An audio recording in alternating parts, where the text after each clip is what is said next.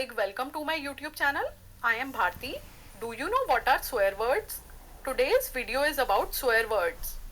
A swear word is one of the first English words most people learn even before they properly learn English. लोग English को अच्छे से सीखने से पहले ही इंग्लिश के बैड वर्ड सीख लेते हैं और ये बैड वर्ड्स को इंग्लिश में स्वेयर वर्ड कहा जाता है. स्वेयर वर्ड्स आर ऑफेंसिव और dirty words that native speakers use to express anger. जो लोग इंग्लिश बोलते हैं उनके जो डर्टी वर्ड्स, गंदे शब्द होते हैं, इंग्लिश की जो गालियां होती हैं, किसी को बद्दुआ देने को जो शब्द बोले जाते हैं, अपना गुस्सा दिखाने को जो शब्द बोले जाते हैं, उनको स्वेयर वर्ड्स कहा जाता है. They are also known as curse words. हमें ये वर्ड्स इंग्लिश में नहीं यूज करने चाहिए. इंग्लिश क्या, हमें स्वेयर वर्ड्स किसी भी लैंग्वेज में यूज नहीं करने चाहिए. हमें अपनी कॉन्वर्सेशन हमेशा पोलाइट एंड जेंटल रखनी चाहिए. इससे हमारा इंप्रेशन अच्छा पड़ता है सामने वालों पे. आप जितने ज्यादा सभ्यता से पेश आएंगे उतना लोगों को अच्छा लगेगा, उतने ही आपके फ्रेंड्स अच्छे बनेंगे. जैसे हिंदी में गालियां होती हैं जो हम लोगों को गुस्से में बोल देते हैं, जो हमें नहीं बोलनी चाहिए, इसी तरह इंग्लिश में जो गालियां एंड बैड वर्ड्स होते हैं उन्हें स्वेयर वर्ड्स कहा जाता है. English swear words are recognised all around the world. जो इंग्लिश के स्वेयर वर्ड्स हैं, बैड वर्ड्स हैं, वो पूरे वर्ल्ड में फेमस हैं. जिसको भी इंग्लिश आती है उसको थोड़े बहुत स्वेयर वर्ड्स आते ही आते हैं. इसलिए मैंने यहाँ पे किसी भी वर्ड का पूरा नाम नहीं लिखा है, क्योंकि इंग्लिश की गालियां सबको आती ही आती हैं. लोग टीवी से, मूवीज से ये सब चीजें सीख लेते हैं इंग्लिश सीखने से भी पहले. और दूसरी चीज, मैंने इस चैनल को काफी क्लीन रखने की कोशिश की है, इसलिए भी मैंने यहाँ पे पूरे पूरे नाम नहीं लिखे हैं. इंग्लिश के स्वेयर वर्ड्स लोग स्पोकन इंग्लिश कॉन्वर्सेशन सीखने से पहले ही सीख जाते हैं. टीवी से, मूवीज से, आप काफी चीजों से ये वर्ड सीख जाते हैं. Many swear words are used in movies, literature books, literature novels and TV shows. These words differ from country to country.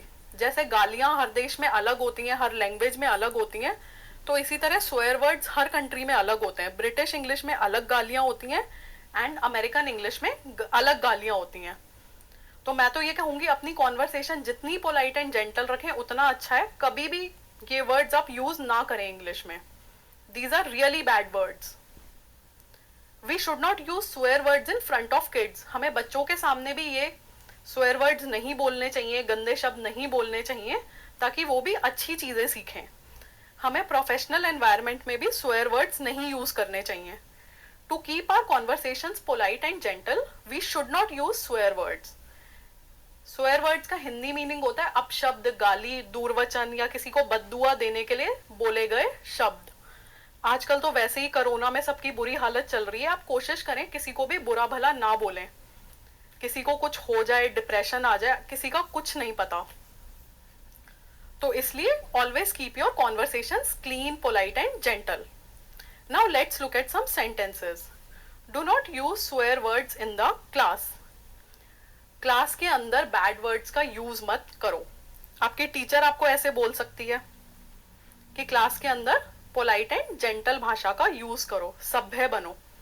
Our second sentence is, I heard my boss muttering a mild swear word in the office. Muttering मतलब बड़बड़ाना. मैंने अपने boss को एक हल्का सा swear word बड़बड़ाते हुए सुना ऑफिस में. Our third sentence is, bleep out all the swear words in this video. इस वीडियो के सारे बुरे शब्दों को सेंसर कर दो. सेंसर कैसे कर दो?